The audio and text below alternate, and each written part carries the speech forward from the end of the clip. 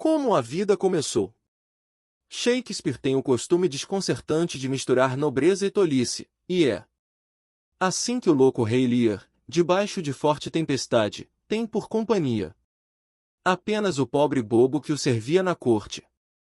Em Hamlet, há sempre a presença de um crânio de dentes arreganhados. Hamlet se pronuncia sobre sentimentos profundos como: que peça de trabalho é o homem! Quão nobre em razão!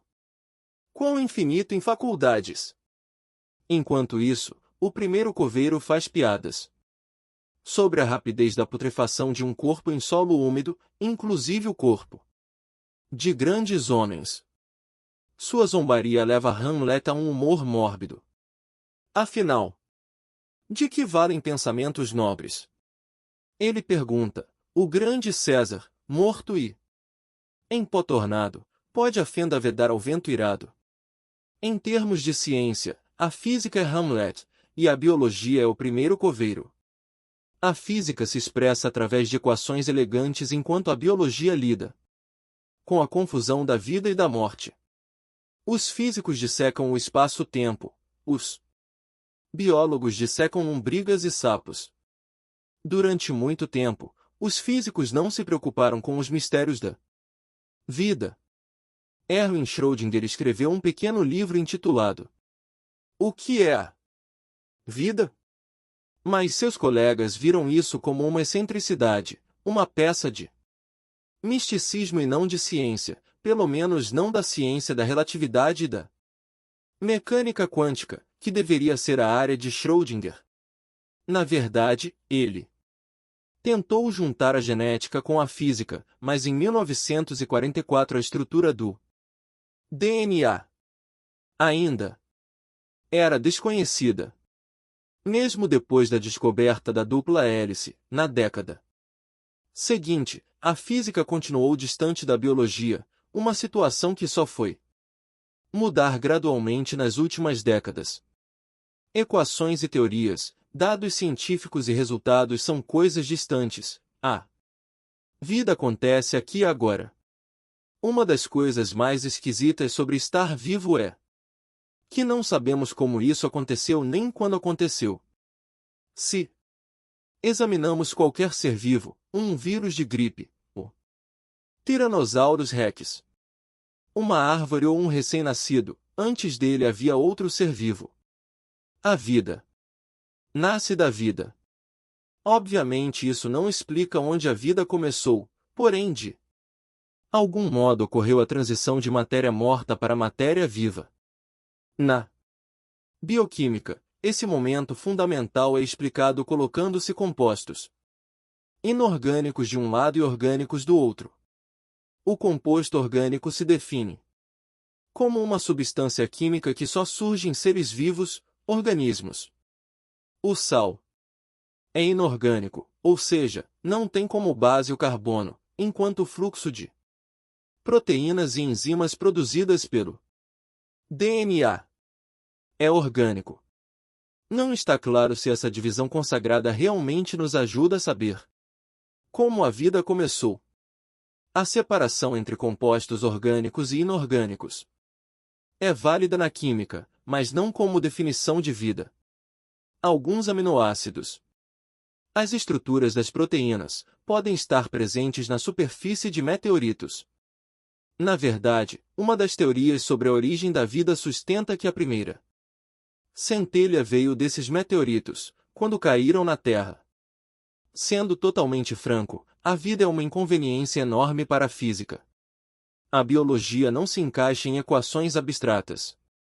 Se consideramos como é a experiência da vida, até a biologia parece inadequada. A vida tem propósitos, significados, orientações e metas. Compostos orgânicos não têm nada disso. Não parece provável que cadeias de proteínas de repente tenham aprendido a se associar a organismos vivos. É como afirmar que as pedras dos campos da Nova Inglaterra tenham de repente resolvido se juntar nas cercas das fazendas. Mesmo que o sal seja morto, a vida não consegue existir sem a Participação dele em todas as células do corpo, o sal é um ingrediente químico necessário.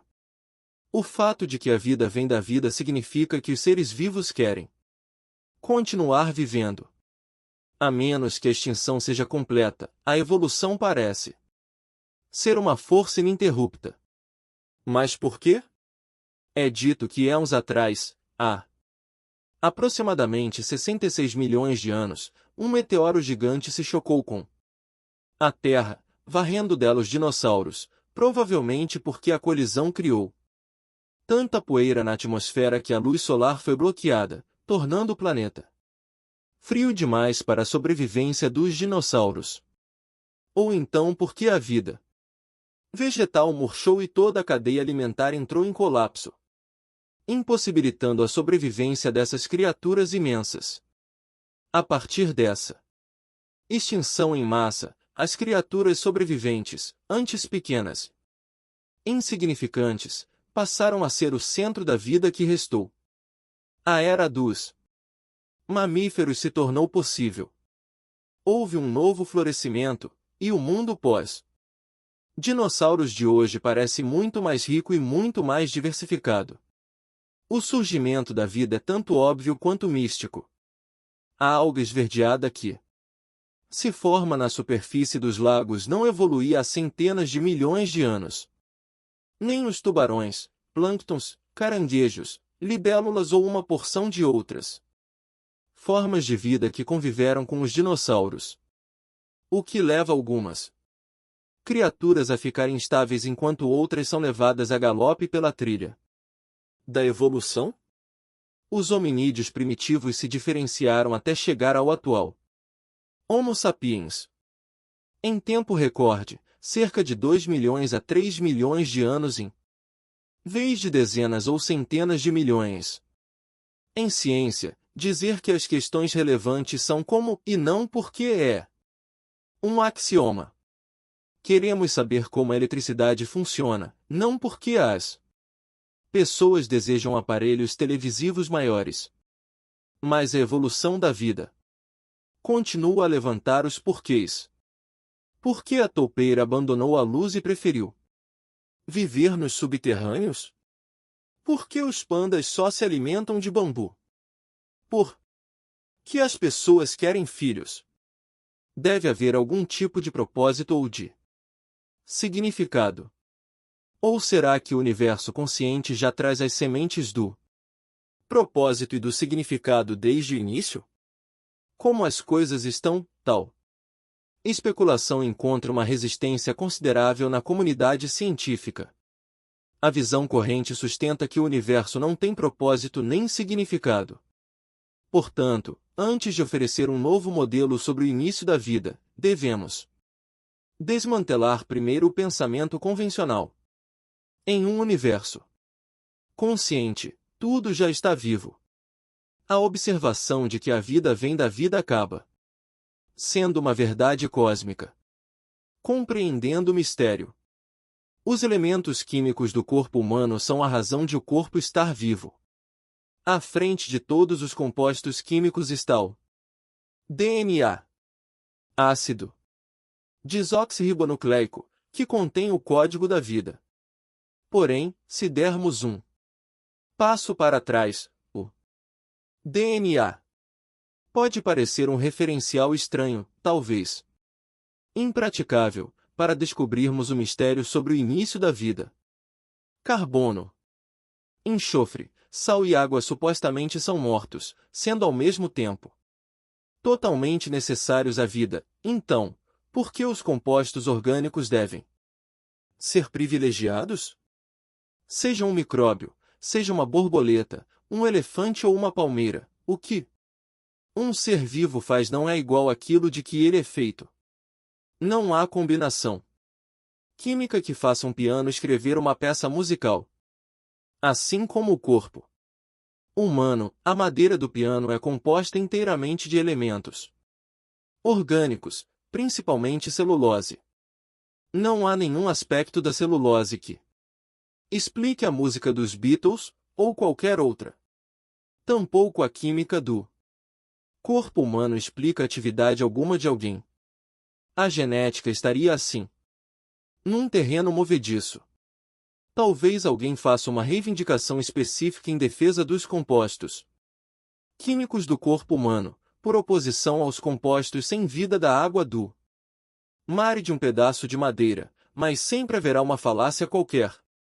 Um elo frágil que se rompe.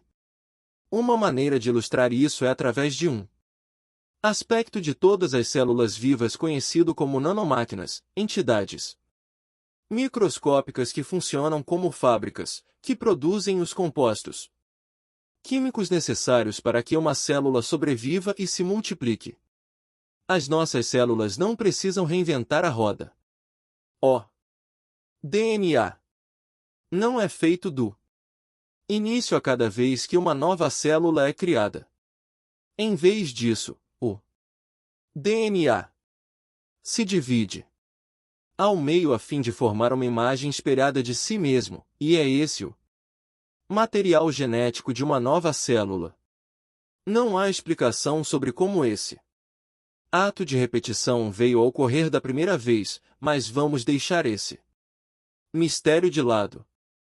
A célula também não quer produzir outros compostos químicos do nada. A evolução levou a uma porção de máquinas fixas que permanecem intactas durante a vida de uma célula. São como fábricas de carvão e aço que nunca fecham nem são desmontadas, apesar de todas as mudanças nas cidades ao seu redor.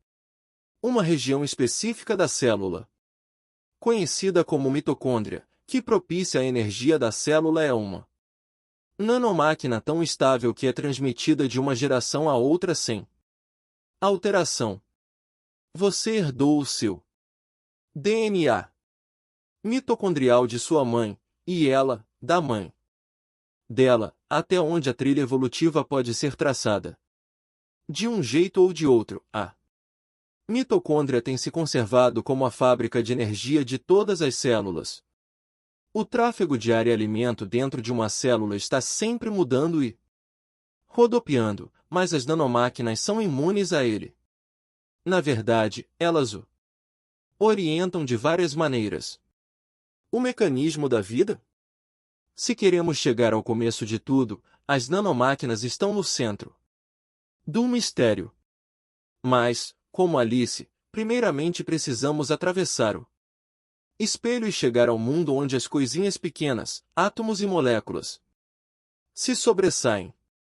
Eles estão no controle da realidade no nível microscópico. Seja lá o que aconteça na natureza, no centro de uma supernova, nas nuvens gasosas do espaço profundo ou numa célula viva, acontece através da interação de átomos e moléculas. Nada mais é pertinente ao início da vida em termos materiais. Se átomos e moléculas não conseguem cumprir sua função, não há o que fazer. É o que defende a biologia atual. Por ora, vamos deixar de lado os fenômenos quânticos. Os átomos interagem uns com os outros quase instantaneamente. Talvez você já tenha ouvido falar dos radicais livres, elementos químicos do corpo humano que tomam parte de muitos processos, tanto destrutivos quanto construtivos. Os radicais livres são como espadas de dois gumes, sendo associados ao envelhecimento e à inflamação, por exemplo. Ao mesmo tempo, são necessários para cicatrizar ferimentos. A atividade básica dos radicais livres é simples, eles roubam elétrons de outros átomos e moléculas. A própria contagem dos elétrons é variável, devido à exposição à radiação, fumaça e outros fatores ambientais ou devido aos processos naturais do organismo. O sistema imunológico cria radicais livres para que roubem elétrons de bactérias e vírus invasores como forma de neutralizá-los. O átomo mais comum envolvido nesse roubo de elétrons é o oxigênio. Quando seus elétrons ficam instáveis, o oxigênio vai atrás do elétron mais próximo que consegue roubar. Portanto, os radicais livres são altamente reativos e, normalmente, têm vida curta. Para os organismos vivos e suas células, trata-se de uma questão de vida ou morte. Resume-se ao paradoxo de que a vida demanda estabilidade e instabilidade ao mesmo tempo. A vida também pede que períodos de tempo bastante diferentes, de nanosegundos a milhões de anos, estejam de algum modo unidos. A célula funciona em milésimos de um segundo, mas levou dezenas de milhões de anos para evoluir até seu estado atual. A engrenagem dos opostos, que torna a vida possível, não é teórica.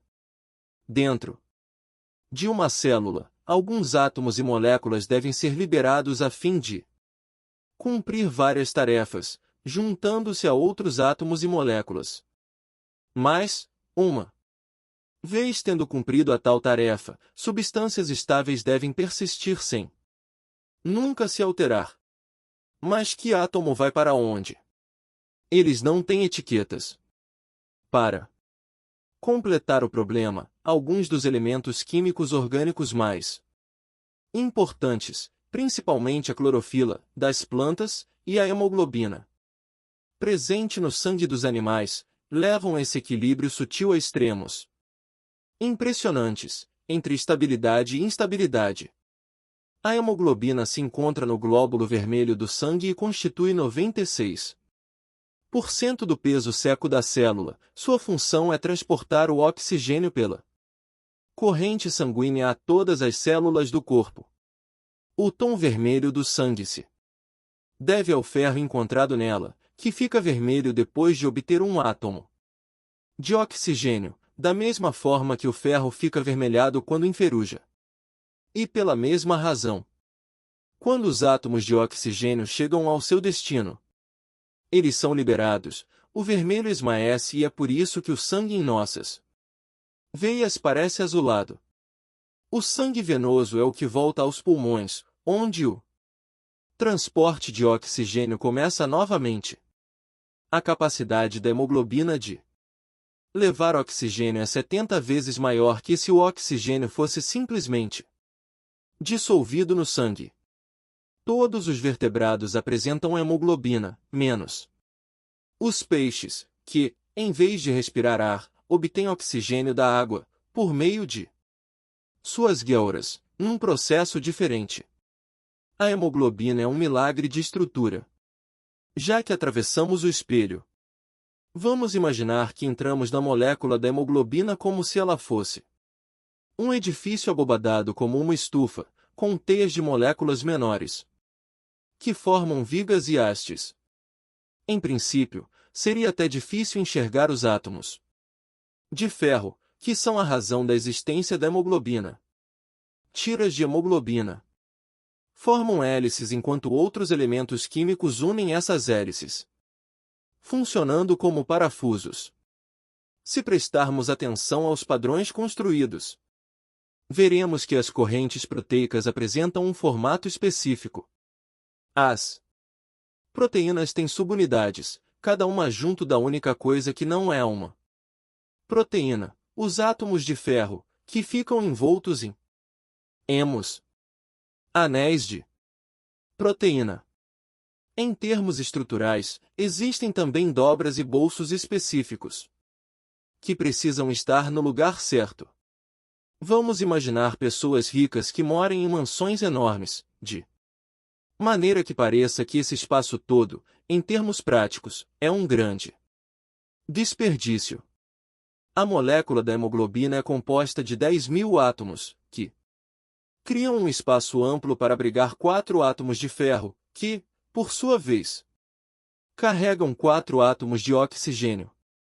Porém, esses 10.000 átomos não representam nenhum desperdício de espaço, são recombinações de proteínas mais simples também necessárias à vida das células.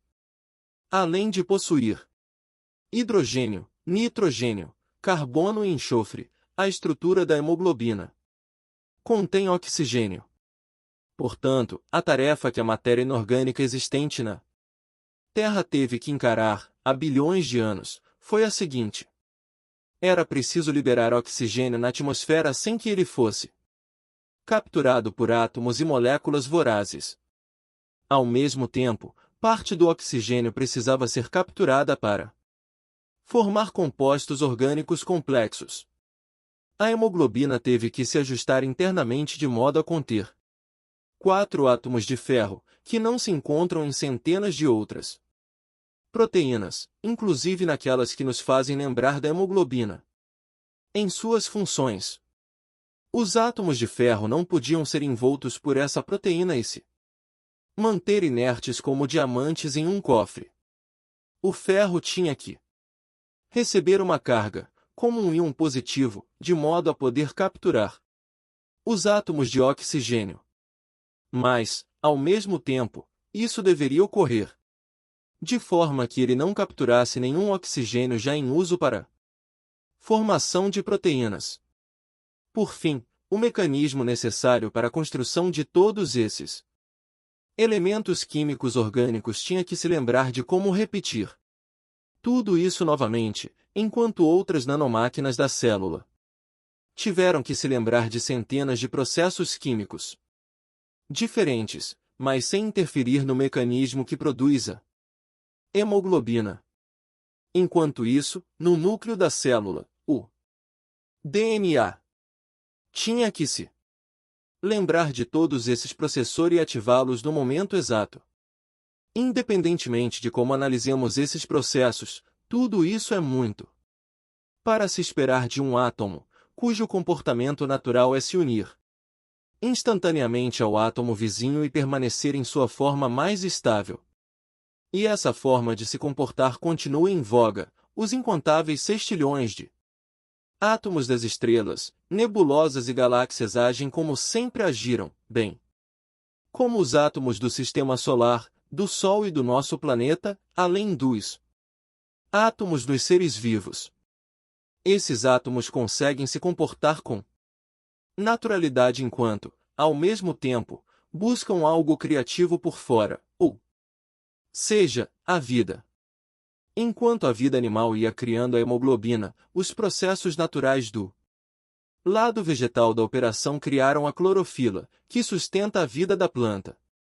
Através de um caminho diferente, o da fotossíntese.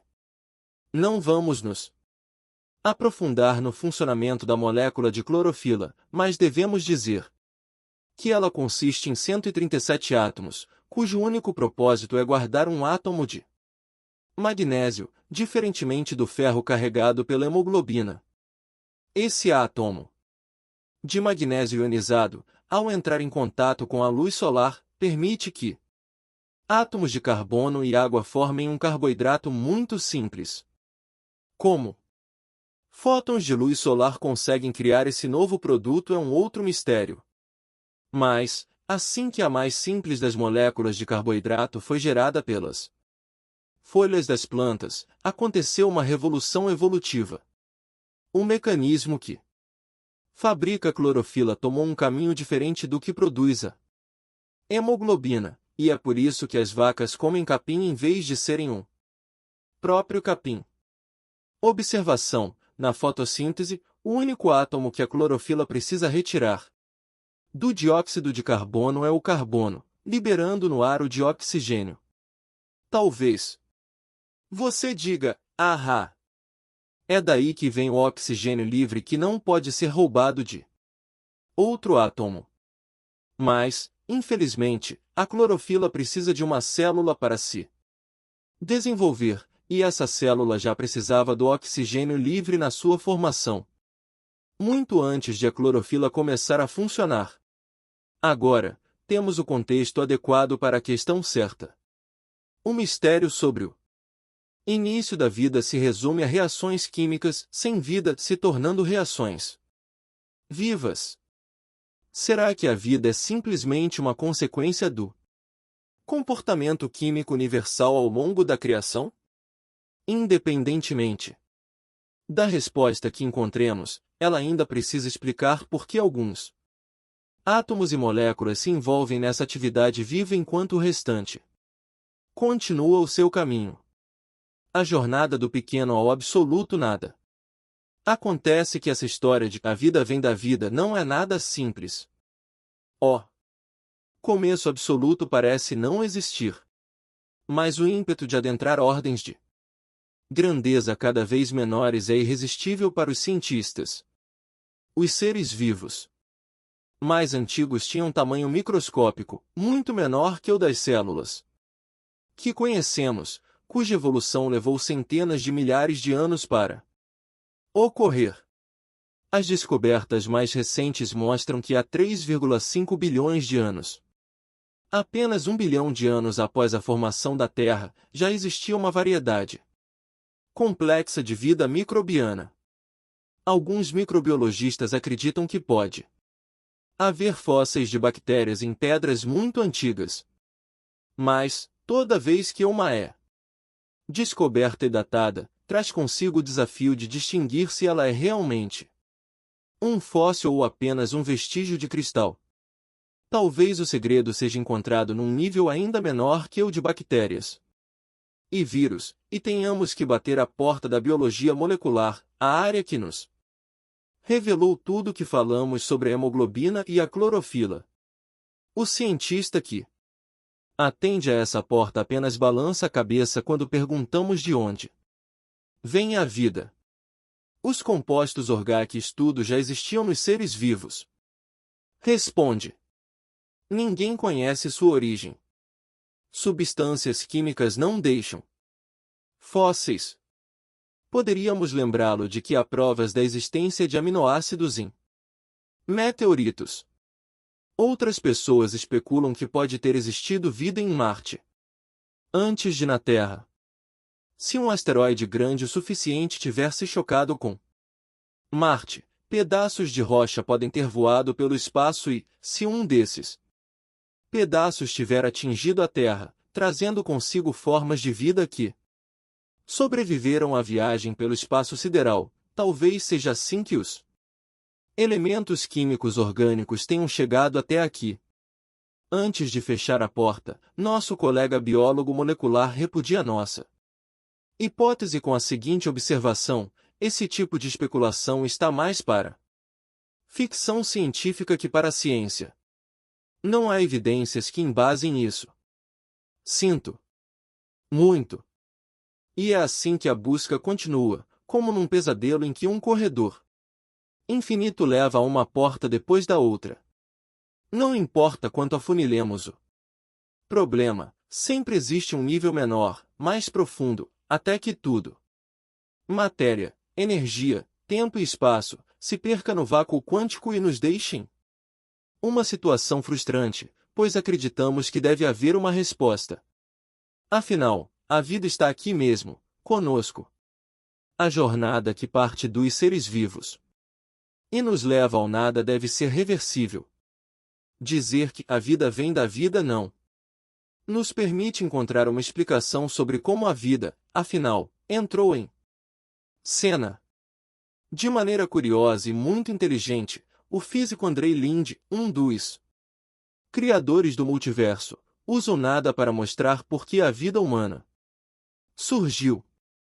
Indagado sobre as descobertas recentes mais importantes da física, Linde escolheu a energia do vácuo, segundo a qual o espaço vazio contém uma quantidade minúscula de energia. Já mencionamos esse fato, mas Linde trabalha isso no sentido da vida na Terra. À primeira vista, a quantidade de energia do vácuo parece irrelevante. Cada centímetro cúbico de espaço interestelar vazio contém aproximadamente 10. Sobrescrito 2,9 gramas de matéria invisível, ou seja, de energia do vácuo, afirma Linde. Em outras palavras, podemos dizer que a matéria invisível e a energia do vácuo são razoavelmente comparáveis. Isso é quase nada, 29 ordens de magnitude abaixo da quantidade de matéria em 1 centímetro cúbico de água, e 5 ordens de magnitude abaixo do próton. Se o volume total da Terra fosse composto de tal matéria, nosso planeta pesaria menos que 1 grama. Apesar de minúscula, a energia do vácuo é extremamente importante. O equilíbrio entre a energia e a matéria invisíveis no espaço vazio foi o que permitiu a criação do universo que habitamos.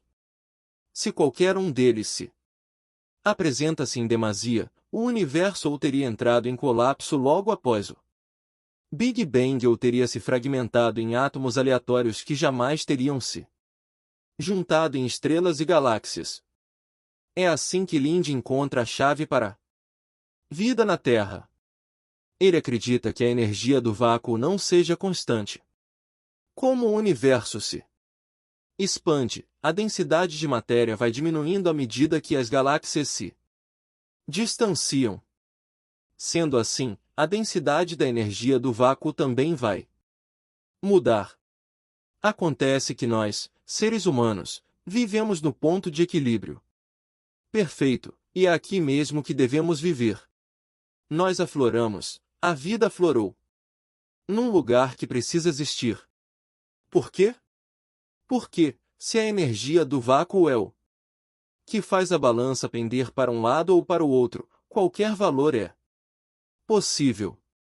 Vamos imaginar que um casal gravou vídeos enquanto as crianças iam crescendo.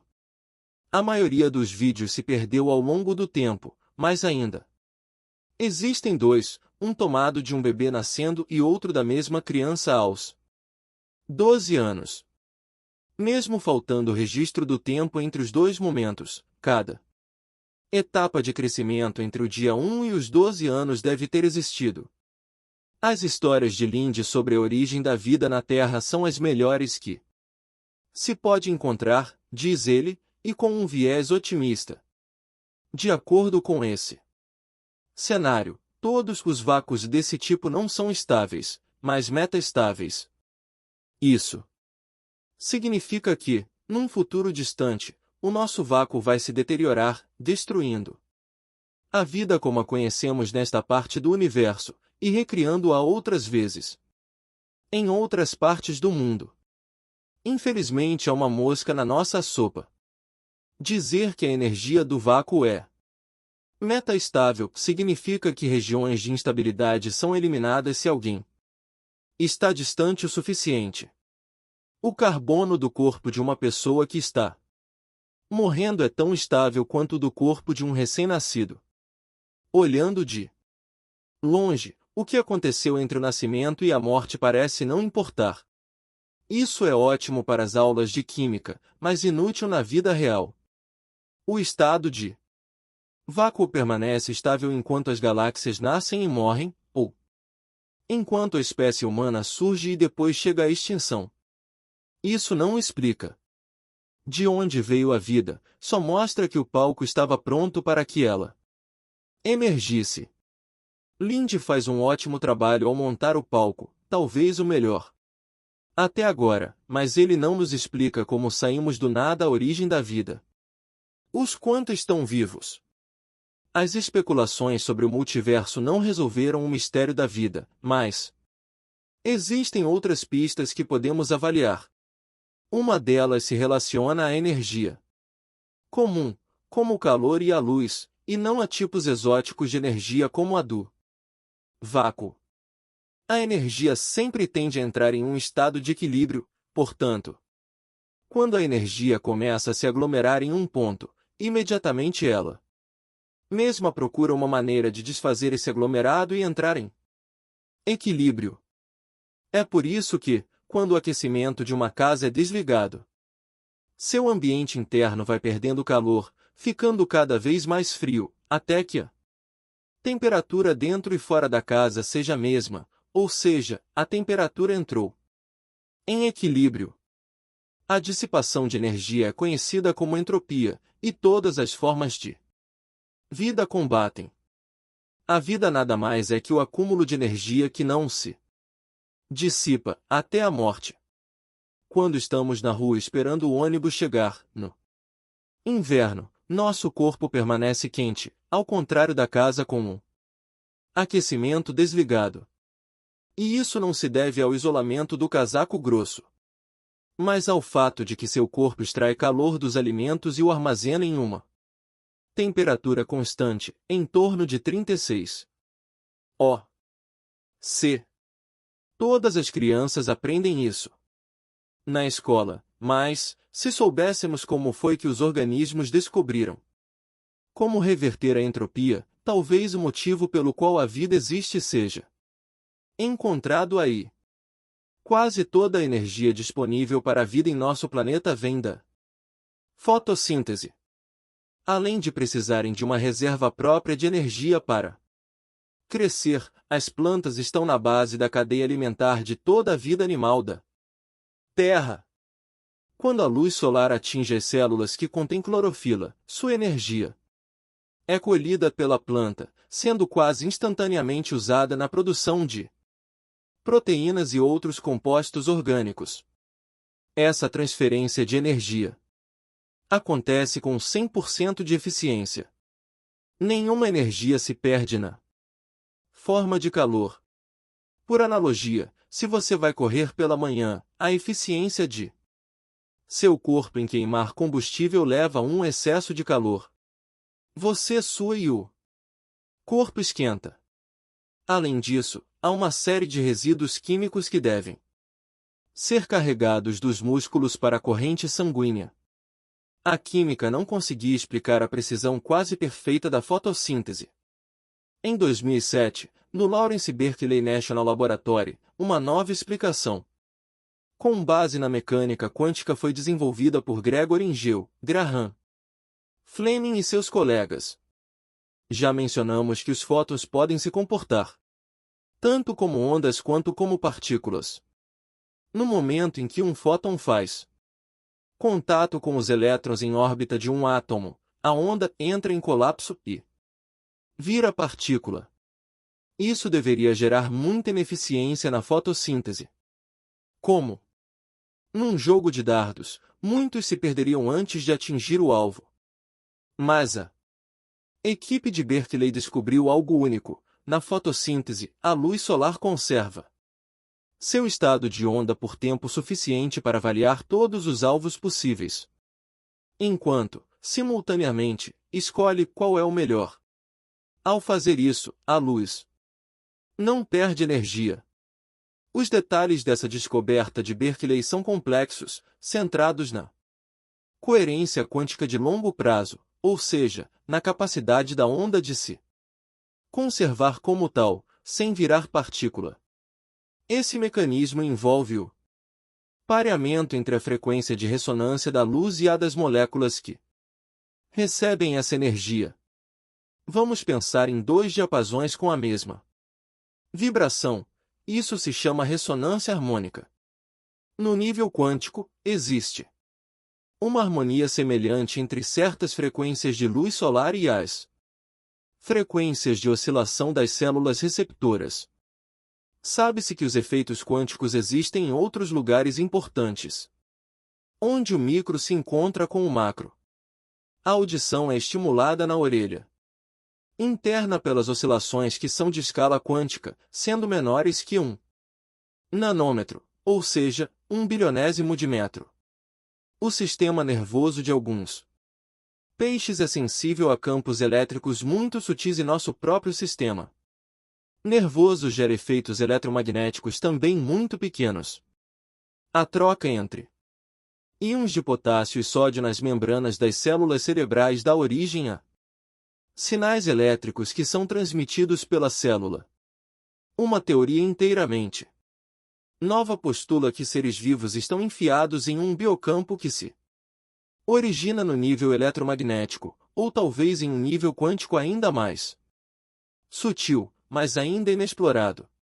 Como podemos ver, a biologia quântica tem futuro. Essa descoberta sobre o funcionamento da fotossíntese foi um divisor de águas. Embora essas descobertas sejam todas muito curiosas, afirmar que os fenômenos quânticos são vivos não nos diz como chegaram à vida. Lá vai a cobra morder o próprio rabo de novo. Se os seres humanos estão vivos, por que os fenômenos quânticos se comportam de maneira semelhante à vida? Ou seja, fazendo escolhas, equilibrando estabilidade e espontaneidade. armazenando energia com eficiência e assim por diante. Tudo o que conseguimos provar é que a vida vem da vida, mas já sabíamos disso. Os efeitos quânticos na biologia são importantes, contudo, porque eles apresentam comportamentos que, diferentemente da reação que ocorre entre átomos de oxigênio e outros átomos, não são predeterminados. A palavra escolha pressupõe que o determinismo se afrouxou um pouco. Será que isso é suficiente?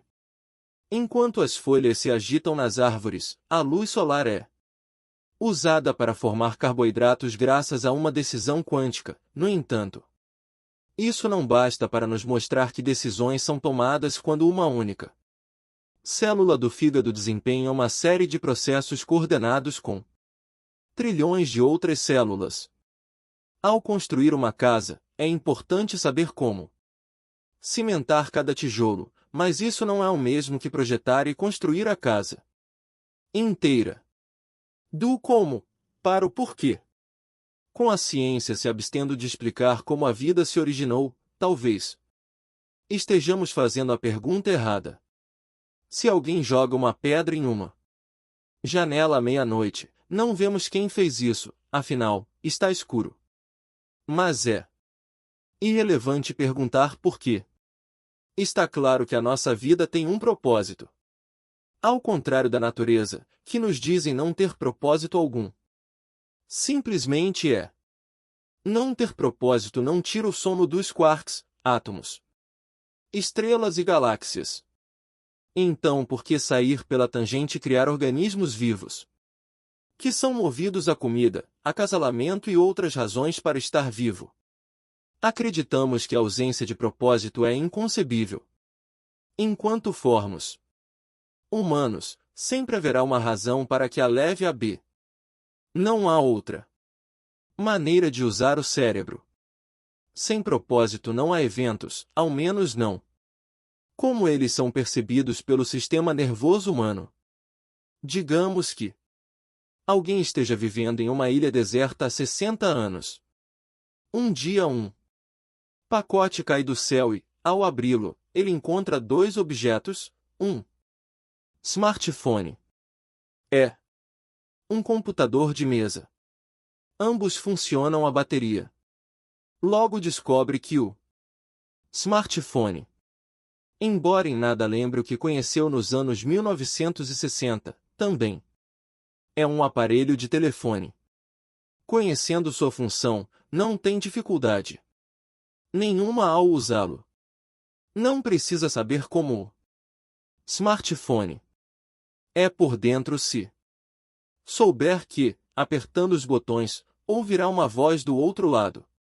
Mas com o computador é outra história, porque no mundo que deixou para trás em 1965 os computadores ainda engatinhavam, e não há nada neste computador que lembre os imensos mainframes IBM que via na televisão. Ele precisaria de centenas de horas para aprender com o que estava lidando, por meio de tentativas e erros. Esta máquina estranha não é uma máquina de escrever nem uma televisão, embora tenha tela e teclado.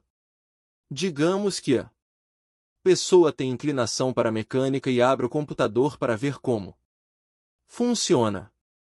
Lá dentro encontra uma infinidade de peças que não lhe dizem absolutamente nada. É concebível que entenda por si mesma como funciona um microchip? E, mesmo que entenda, essa informação ajudará a usar o software do computador? A resposta mais provável é não em todos os casos.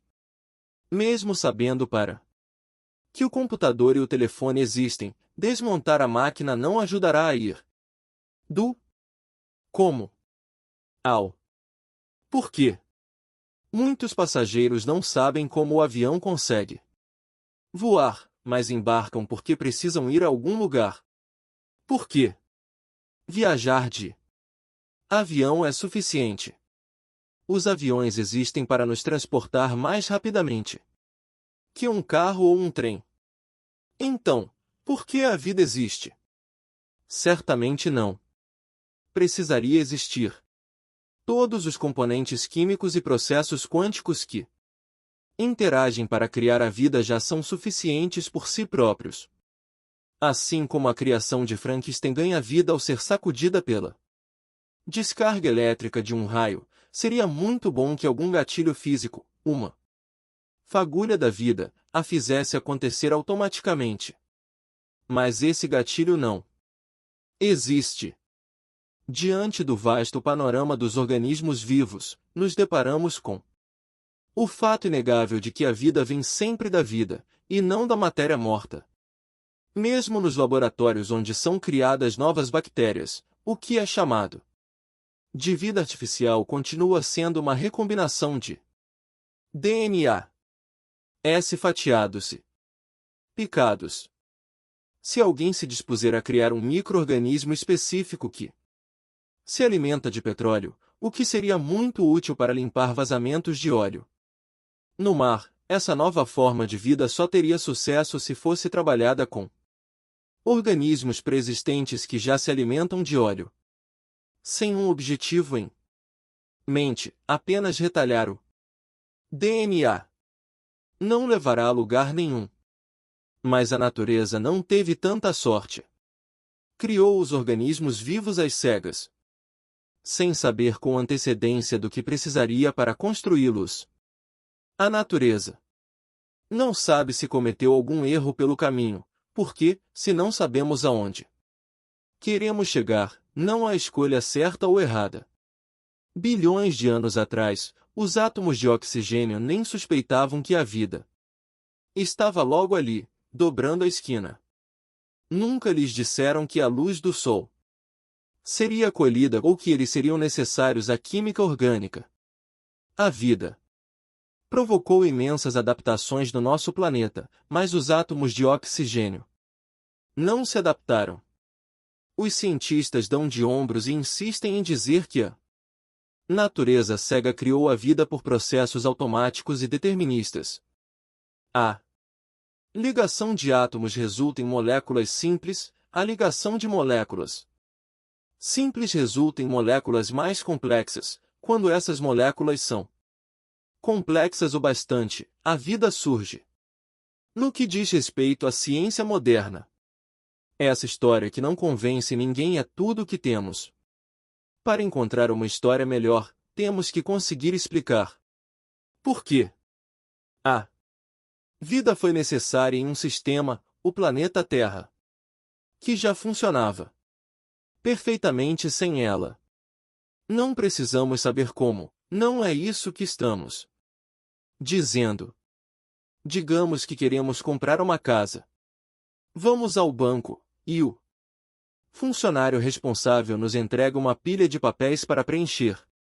Ele explica que cada um daqueles papéis é necessário e não se pode deixar nenhum em branco.